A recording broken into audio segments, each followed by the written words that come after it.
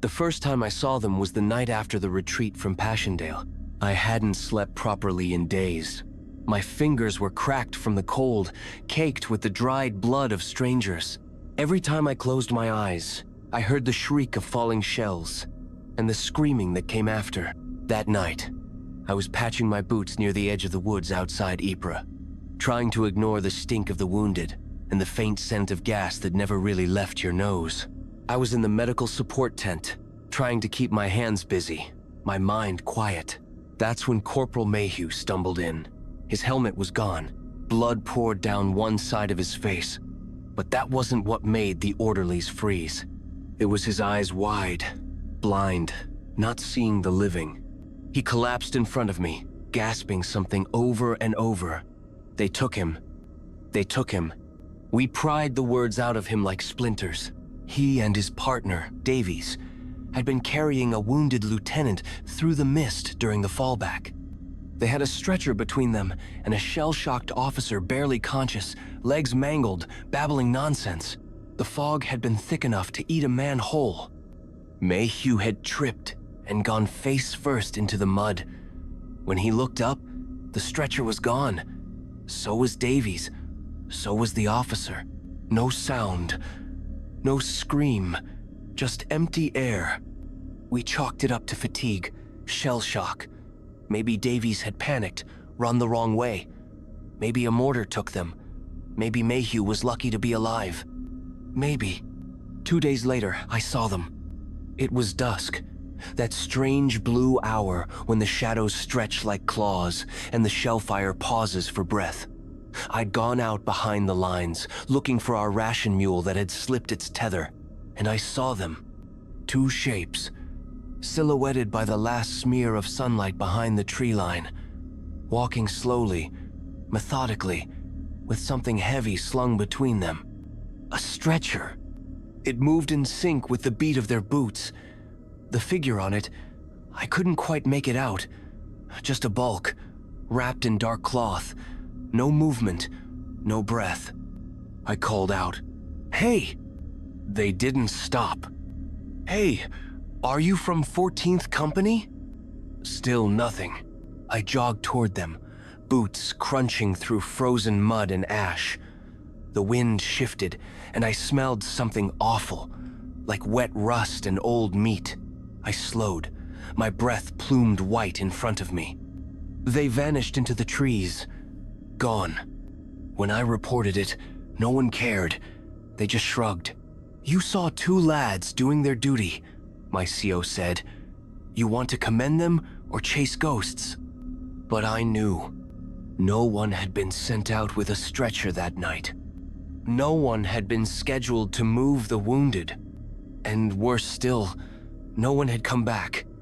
The next day, Private Wells, a kid from Devon with 2 wide eyes, asked me something strange. "You ever feel like someone's carrying something behind us, Sarge?" he said over cold tea. "Like, even when you're alone, you hear feet? Dragging?" I stared at him, my spoon frozen halfway to my mouth. He continued, "Sometimes I wake up and I swear, I see them walking between the tents, just passing through."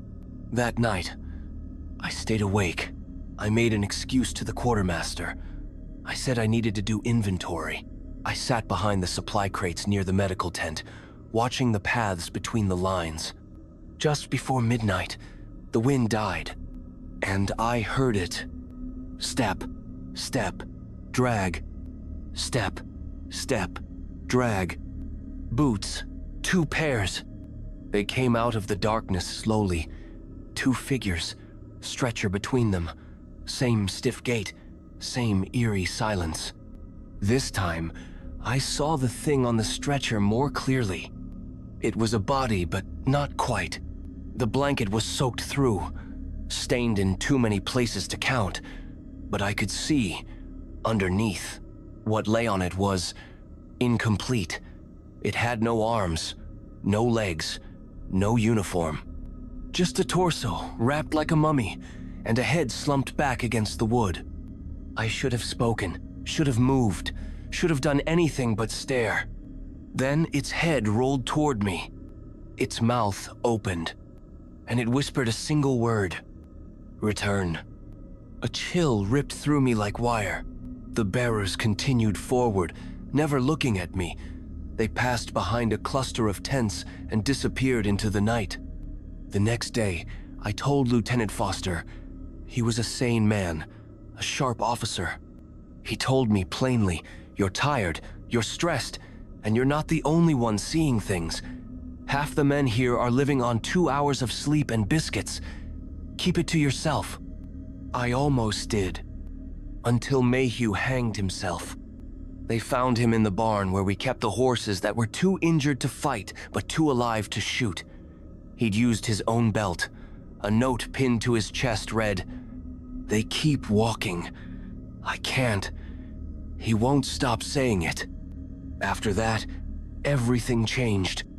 Whispers crept through the company. Some men claimed to hear footsteps pacing the perimeter. Others woke to find muddy footprints around their bedrolls. Boot prints, side by side, always stopping just short of their heads. And always the same reports: stretcher bearers, a limbless corpse, a voice that rasped the word, return. We tried to ignore it. What else could we do? It was war. We already lived with death, slept beside it, drank from the same canteen. But then we got orders to move. A fresh assault, they said.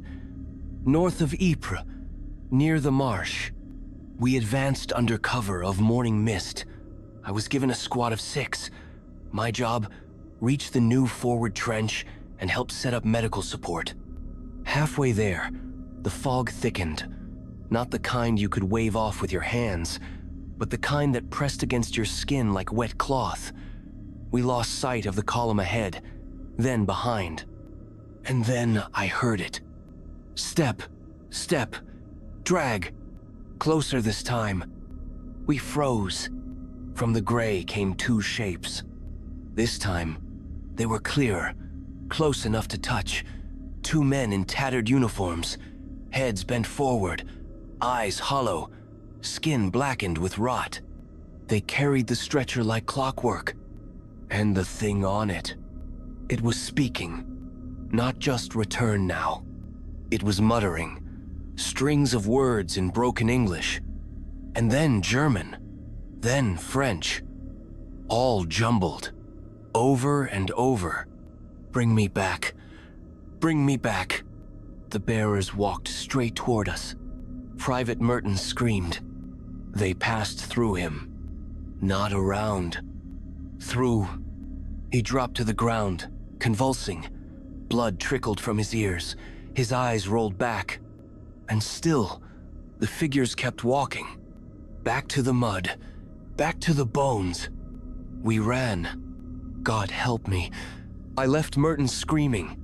We didn't stop until the fog thinned and the sound of shells came back like a lifeline. 3 of us made it to the trench. 2 days later, Merton's body was found propped against the trench wall, mouth wide open, no visible wounds. But scrawled in mud beside him, with one trembling finger, was a single word: return. No one wanted to say it, but it was clear. The bearers weren't just taking the dead. They were collecting the lost. Those who had fled, deserted, abandoned duty. Those who had left someone behind. It was then I remembered something. When Mayhew and Davies had carried the lieutenant, there was a report barely noticed that the officer had begged them not to move him, that he'd pleaded, "Leave me, let me die here." They hadn't listened. They'd taken him anyway, dragged his shattered body across enemy lines, and somewhere in that fog, something had taken them in return.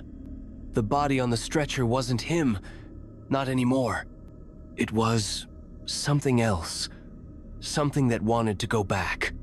I thought then maybe it wasn't just about desertion. Maybe it was about disturbing the dead. I tried to tell Foster again. I told him, they're not ghosts. They're collectors. They take the ones who broke the rules, the sacred rules, about the dead. He only stared at me, then said, "You sound like a man who left someone behind." I had no answer, because it was true. During the psalm, I'd left a man, Private Alan Reese, my friend, my bunkmate. He was shot during a raid, left screaming in no man's land. I was meant to go back, but the bombardment started early, and I didn't. He was never listed as dead, just missing.